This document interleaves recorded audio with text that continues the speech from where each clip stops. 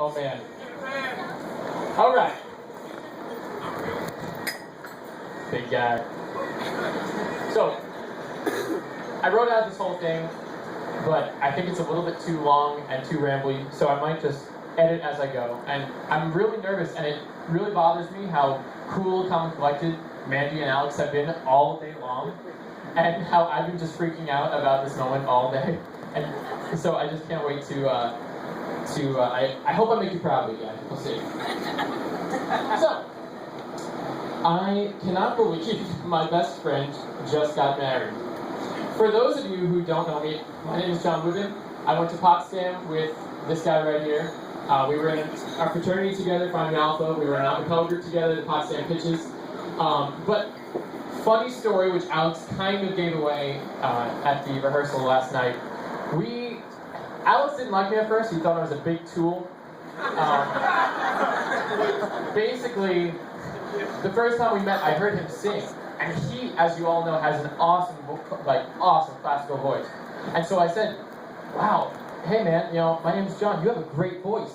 And I said something to the effect of, "Did you go to Allstate the last 2 years?"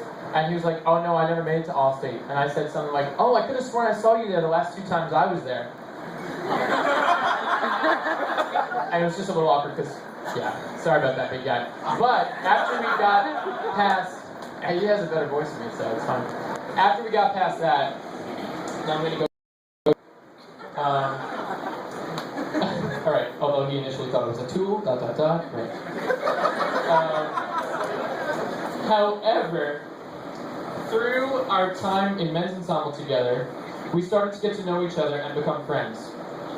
He invited me to play something called Humans vs. Zombies our first semester. A campus-wide 24-hour a day game in which grown men and women run around campus with Nerf guns and balled-up socks, trying to avoid getting eaten by other grown men and women pretending to be zombies. Yeah. This was the moment I realized what a complete and total geek Alex was.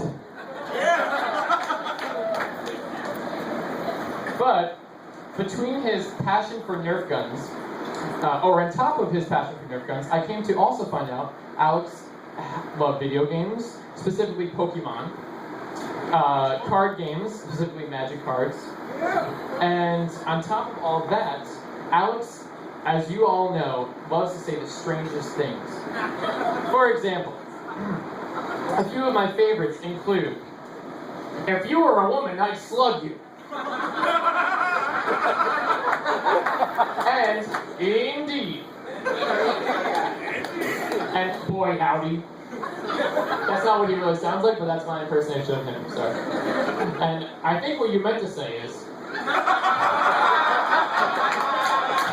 and of course, the classic, "You're excited, feel these nipples." I'm so sorry. That's as bad as it gets. But there is a point to all this, parents. There is a point. As you know, freshman year is kind of an awkward time where everyone's trying to figure out themselves. Everyone, you just want to blend in, be cool, don't do anything lame or dorky. And I was kind of that guy freshman year. I was trying to find myself. I loved all those things that Alex loved. I loved Pokemon. I actually had a blast playing Humans vs. Zombies, even though Kevin Kraut hid out in the stairwell the second day and took me out when I wasn't looking. I was so mad. But I loved all those things, but I didn't want to kind of admit them. But Alex, he didn't care what people thought. And as the year got on and we got closer, I kind of realized he's living his life so much better than I was. Trying to be ashamed of who I was and just pretending to be something I'm not. And if there's anything that Alex has taught me in our 7 years as friends, it's just the importance of being yourself. And I don't know anyone who's a more genuine, honest, and sincere and caring man than this guy right here. And I really, really cherish our friendship from the bottom of my heart. And I do have one more little spiel, I'm sorry. I'm going over my time. Find my place. Okay. So, what was I saying? I was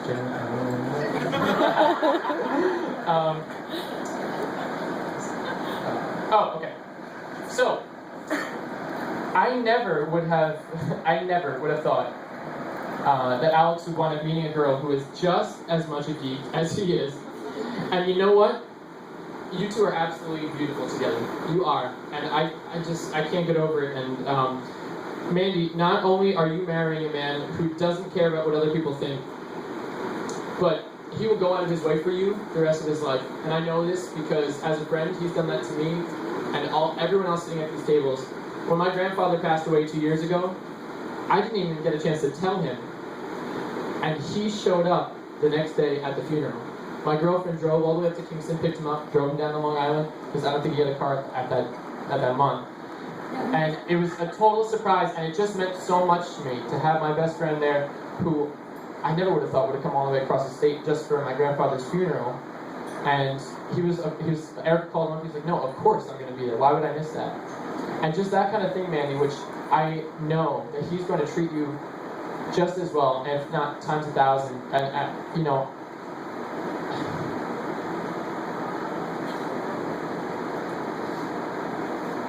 let me get back to my notes. He has qualities and values that he has shown to me and my friends. He's caring, trustworthy, loyal, and I know he will show you also these qualities as your husband. He's also one of the bravest people I've ever met. Alex demonstrated this in spring 2008 when Bobby McFerrin did a performance at Crane. Bobby McFerrin, for those of you who don't know, is the guy, Don't Worry, Be Happy, right? Everyone knows him for that song, but he's also a master of improvisation. And he came and did a performance where he kind of creates music from scratch, one part at a time, and he invited someone from the audience to come up. And Alex was the only one who was brave enough in the whole crowd of thousands of people at a music school. You would think everyone would want to volunteer, but everyone was freaking out, like, oh my God, people are going to judge me. And again, Alex doesn't care what people think. And he volunteered, he got right up there. He did such an amazing job. Bobby McFerrin basically had him stay on a little bit longer and improvise side by side with this master musician. And it was just so amazing. The next day, our professor started the class, every guy stand up and gave him basically a standing ovation and said, we all need to clap for this guy right now because he has balls the size of pickle jars. Because really, that was so impressive. I'm sorry, I know I'm going way over what I should, but I just have so many things I wanted to say about him.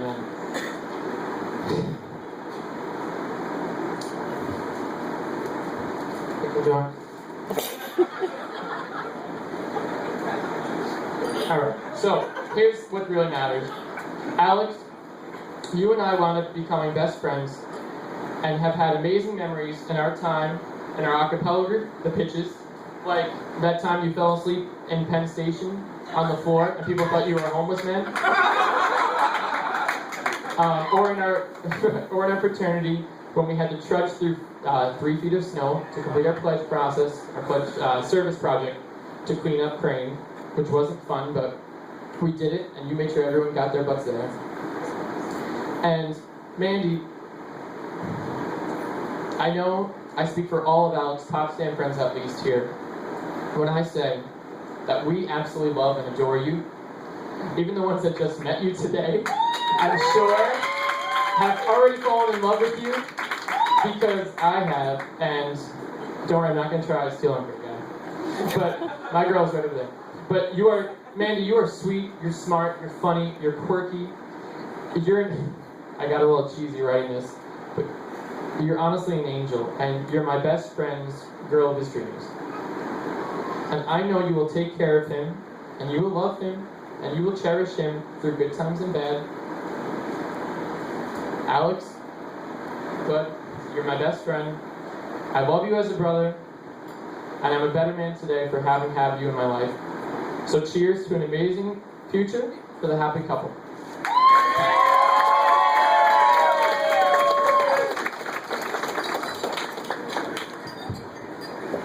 Can I get one more round of applause?